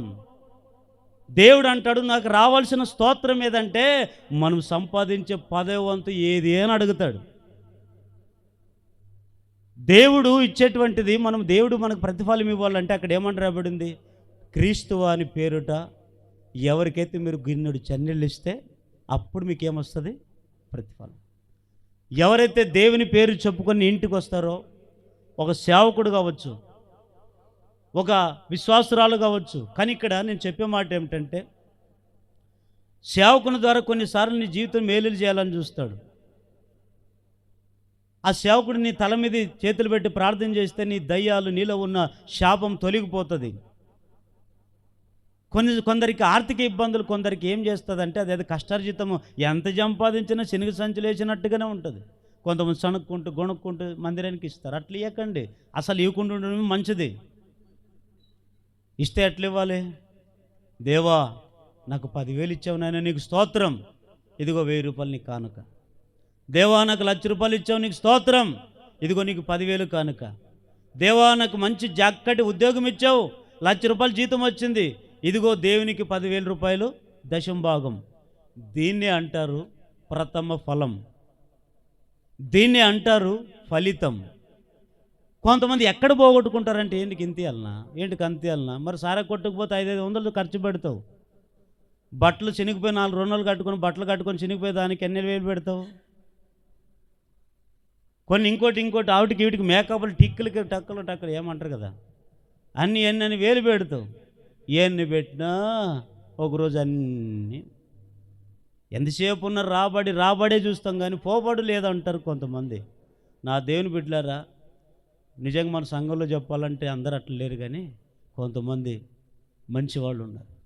వారికి కష్టం వచ్చిన, ఆకలి దప్పులు వేసిన వారి పక్కన ఆకలి దప్పులు అన్నీ సరి చేసుకొని, వారికి లేకున్నా పర్లేదు, నాకు మందిరం ముఖ్యం, నాకు లేకున్నా పర్లేదు, దేవుని పరిచయం ముందుకు వెళ్ళాలి, 4 రూపాయలు 8 రూపాయలు ఉంటే 4 రూపాయలు నేను తీసుకుంటే 4 రూపాయలు దేవునికి ఇస్తానే మంచి మహానుభావులు కూడా మందిరంలో ఉన్నారు. అట్లాంటి బట్టి రోజు నేను దేవునికి స్తోత్రాలు చెప్తుంటాను, స్తుతులు చెప్తుంటాను.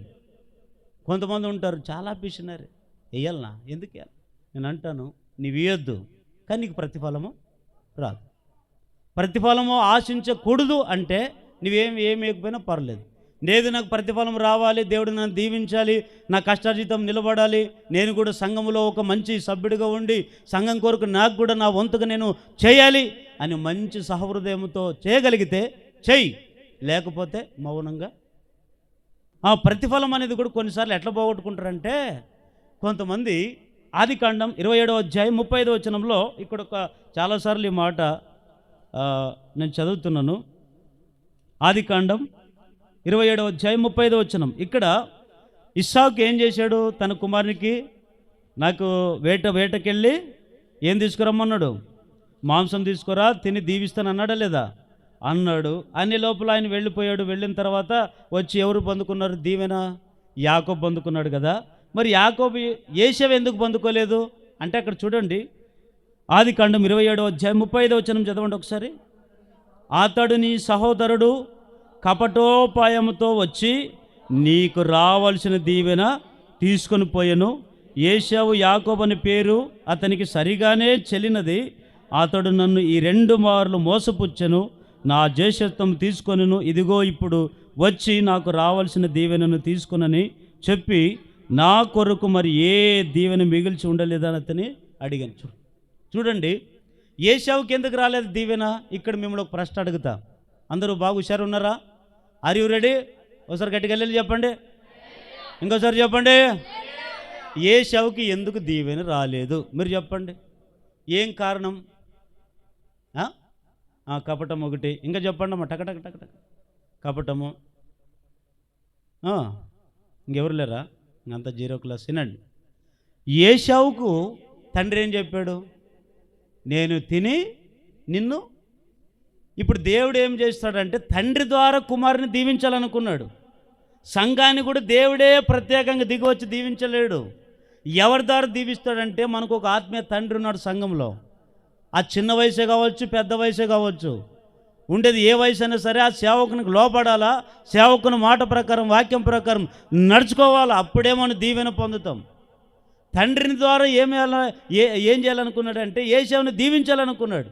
ఏశావునికి ఏం చెప్పాడు? నాయన నీవు త్వరగా వెళ్ళి నా ఆశను తీర్చన్నాడా లేదా? త్వరగా అంటే ఎంత త్వరగా వెళ్ళాలా? రెప్పపాటి నెలలవుద్దా అంటే, ఇప్పుడు ఈ నిజంగా ఏశావు దీవెనలు పోగొట్టుకోవడానికి గల కారణం ఏమిటంటే, ఆయనలో ఉండే నిర్లక్ష్యమే దానికి కారణం. ఆయనలో ఉండే బద్ధకమే దానికి కారణం. 4 ప్లేట్లు తింటాడు, పని చేయలేడు. అరే ఏం చేసేవారో ఇంట్లో నా అడుగుతాడు. మంచిది ఉంటే తింటాడు, వాసన వస్తే కొద్దిగా బాగాలేదనుకో యాక్ట్ బాగా చేసిలేవు అంటుంటాడు. చూడండి, తిండి కోరిక కొంతమంది కుక్కల ఆతరు పడినట్లు పడుతుంటారు. తిండికని రాయబడి ఉంది. తిండి తిండి తిండి తిండి కుక్కలు కూడా ఆ ఇంటికాడ తిని ఉంటుంది, ఆడికి సరిపోతే తృప్తి కాదు. మరి ఇంటికాడికి వెళ్ళి తోకెళ్ళించుకుంటా అని నిలబడి ఆ ఇంట్లో ఏమన్నా ముద్దేస్తే ఆ ఇంట్లో తింటుంది, మరి ఇంకొక ఇంటికి వెళ్ళి మరి ఏం చేస్తుంటుంది. అరే మానవుని జీవితము తిండి సుఖమైన నిద్ర కాదండి, నిర్లక్ష్యం. ఏమనుకోవాలి, నా తండ్రి అంత లోపల నా తమ్ముడు ఉన్నాడు కదా, వాడేమో దీవెన పొందుకోవచ్చేమో అని హుషారు లేదు, జాగ్రత్త లేదు ఈయనకి. అందుకే ఇంట్లో ఏమైపోయాడు, మొత్తానికి వచ్చే లోపల కోపం పెంచుకుంటే ఏం చేస్తావు. అందుకే కొన్నిసార్లు రావాల్సిన దీవెన ఎవరు పోగొట్టుకున్నట్టు దానికి కారణము ఏసేవే దానికి కారణం. వారు తల్లి కాదు, ఇంకొకరు కాదు. ఎవరైనా మనల్ని బాగుపడాలా, బాగా ఎదుగుతున్నప్పుడు ఎంతోమంది ఎన్నో రకాలుగా అణిచివేయాలని చూస్తారు. 4 లేని మాటలు 4 ఉన్న మాటలన్నీ కలిపి చెడిపి సాక్ష్యాన్ని దెబ్బతీయాలని చూస్తారు. కానీ జాగ్రత్తగా ఉండాల్సింది ఎవరు? మనమే. నాన్న ఇట్లండ్రి, వాళ్ళు ఇట్లండ్రి, ఇల్లు ఎట్లండ్రి అంటే ఎట్టవుతుంది? మన జాగ్రత్త మనది. లోకమే పాడు లోకం. బాగున్నోళ్ళకే 4 మాటలు వేసి, బాగున్నోళ్ళకి క్యారెక్టర్ చెడిపి, వీడు చెడ్డోడి మేము చెడ్డది అని 4 మాటలు ఎత్తేసే వాళ్ళే ఉన్నారు. కానీ మనం ఏం చేయాలి? మన ప్రవర్తన జాగ్రత్తగా ఉండాలి. దేవుని మందిరానికి పోయినప్పుడు నీ ప్రవర్తన ఎట్లా ఉండాలంట? జాగ్రత్త లేని బతుకులు ఎట్లయిపోతాయంటే ఏ శవలు ఎక్కడైతుంది. దేవుడు రావాల్సిన ఆయన ఇవ్వాలనుకుంటాడు, మనం నిర్లక్ష్యం దాన్ని పోగొట్టుకోవాలనుకుంటాం.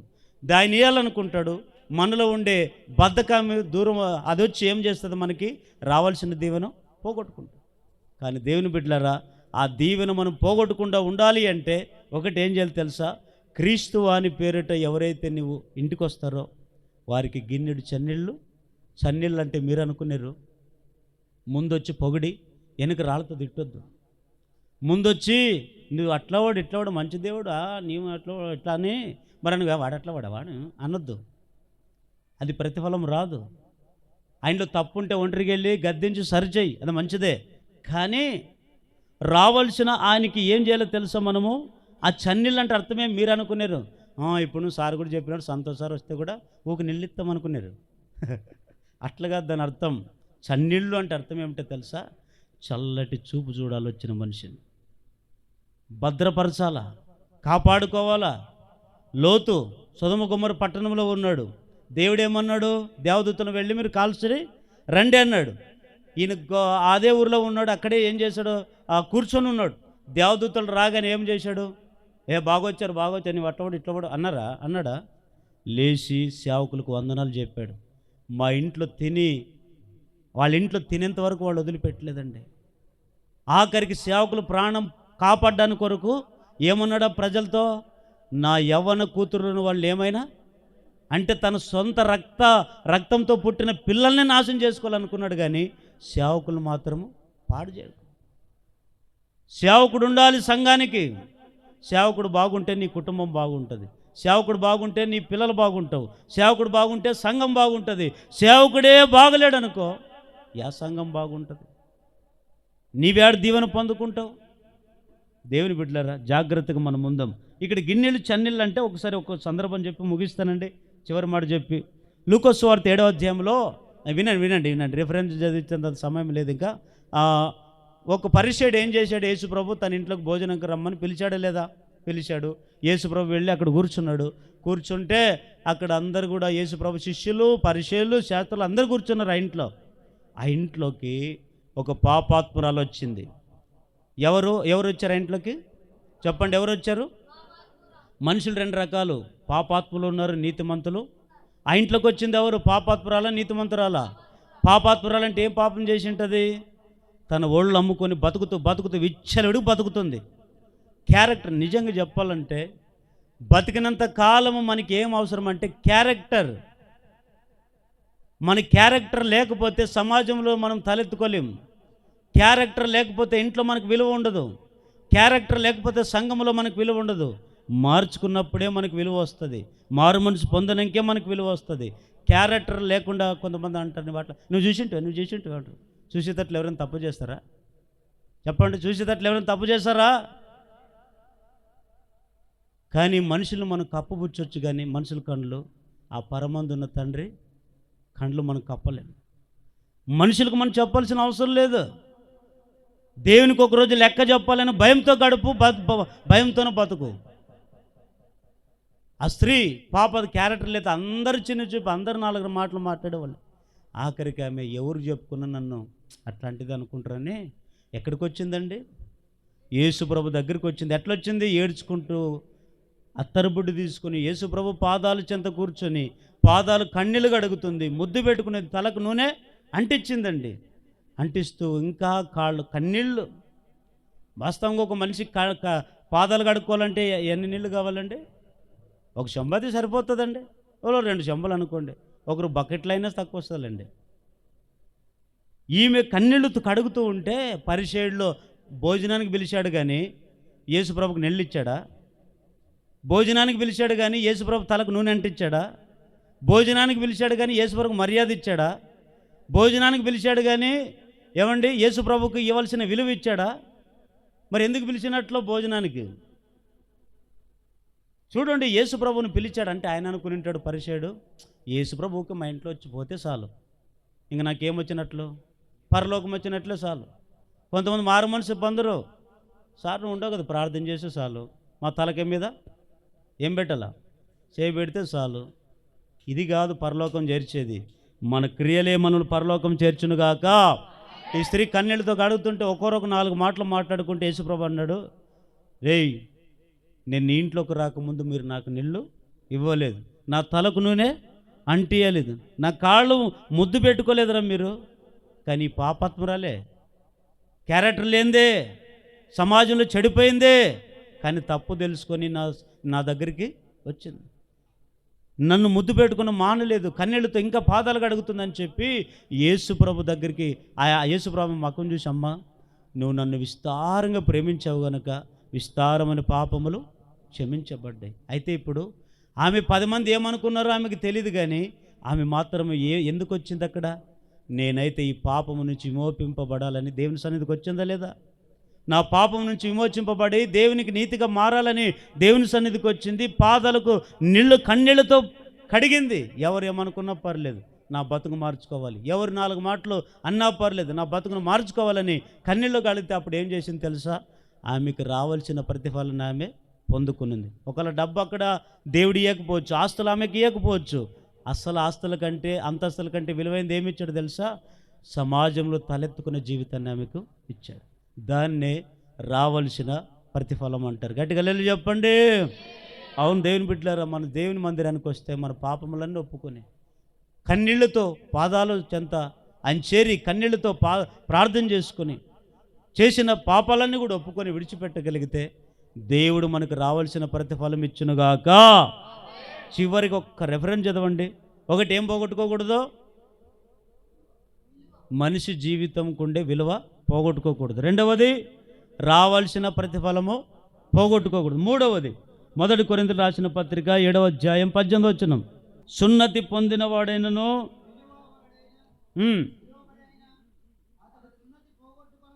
నేను చదువుతున్న మాట, సున్నతి పొందినవాడైనను పిలువబడిన అతడు సున్నతి పోగొట్టుకొనవలదు, సున్నతి పొందని వాడెవడైనను పిలువబడిన సున్నతి పొందవలదు. ఇక్కడ ఈ మాట దీని అర్థం ఏమిటాయి అంటే, అందరూ బాగా వినండి, ఇది కూడా విలువైన మాటే. సున్నతిని పోగొట్టుకోకూడదంట.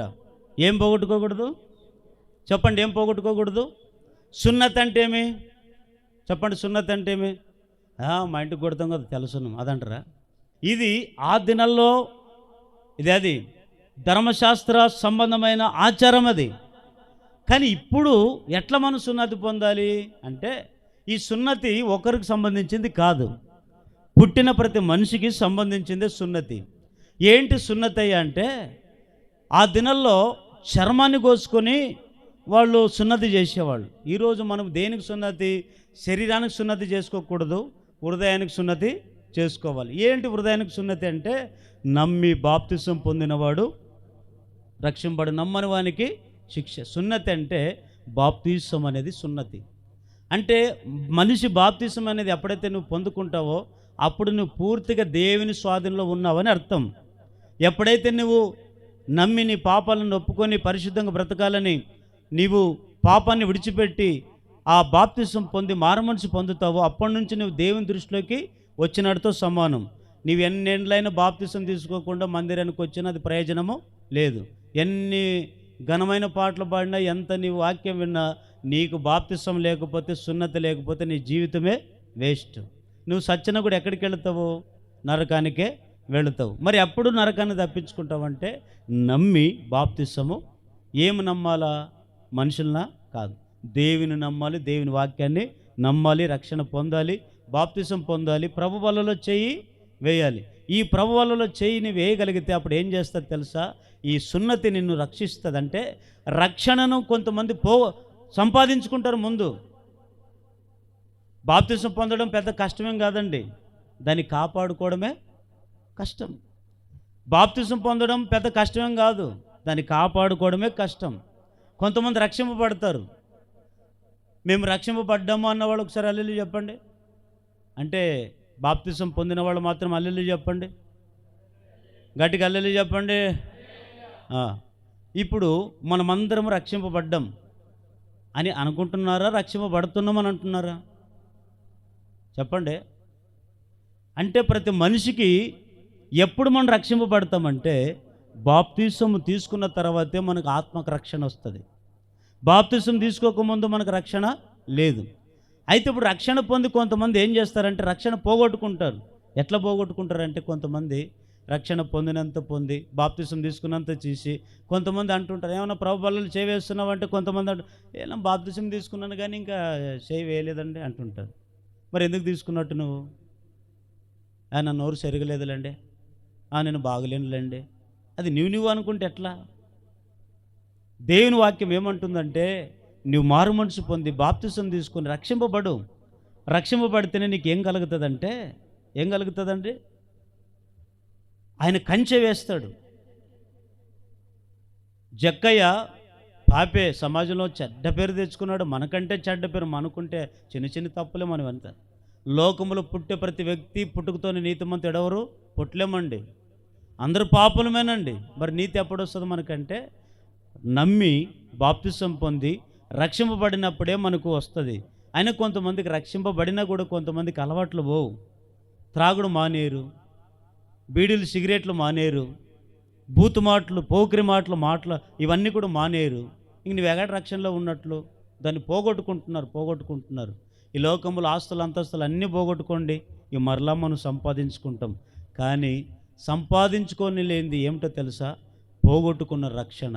ఈ రక్షణ ఒక్కసారి కోల్పోతే మరలా దాన్ని పొందుకోలేము. ఈ లోకంలో నువ్వు ఏవైనా పోగొట్టుకు, అన్నీ ఒకరోజు వస్తాయి. రక్షణ మనం పోగొట్టుకోకూడదు. జక్కయ్య లోకానికి పాపే, అందరు ఇది పాపే పాపే పాపే అని అందరు అసహించుకున్నారు. ఆఖరికి యేసుప్రభు ఆ ఊరిలోకి వచ్చినప్పుడు మేడి చెట్టు ఎక్కి ఎవరిని చూశాడు? జక్కయ్య యేసుప్రభుని చూశాడు. చెట్టు మీద ఉన్న జక్కయ్యని ఎవరు చూశారు? యేసే చూసి ఏమన్నాడు? జక్కయ్య త్వరగా కిందికి దిగిరా. అక్కడున్న వాళ్ళందరూ ఆశ్చర్యపోయి, ఏమిటిది, మేము పక్కనే ఉండి మమ్మల్ని పట్టించుకోడేంది, ఆడు చెట్టు ఎక్కిన ఆయన పట్టించుకున్నాడు అని ఈ పాపిని పిలుస్తున్నాడేమి అని కొంతమంది సణుక్కున్నారంట. సణుక్కున్నంటే యేసుప్రభు వారు పిలిచాడు, టక్కన వచ్చాడు. వచ్చేప్పుడు ఎక్కడికి వెళ్ళారు తెలుసా? నీ ఇంట్లోకి వెళ్ళి భోంచేద్దాంపా అని చెప్పి వెళ్ళి భోంచేస్తుంటే ఆయనకేం కలిగింది? తనలో తాను అనుకున్నాడు, ఎన్ని దినాలు ఈ బతకలరా, వారితో తొంపించుకొని వారితో వీరితో నీతికి బతుకుదాం అనుకున్నాడు.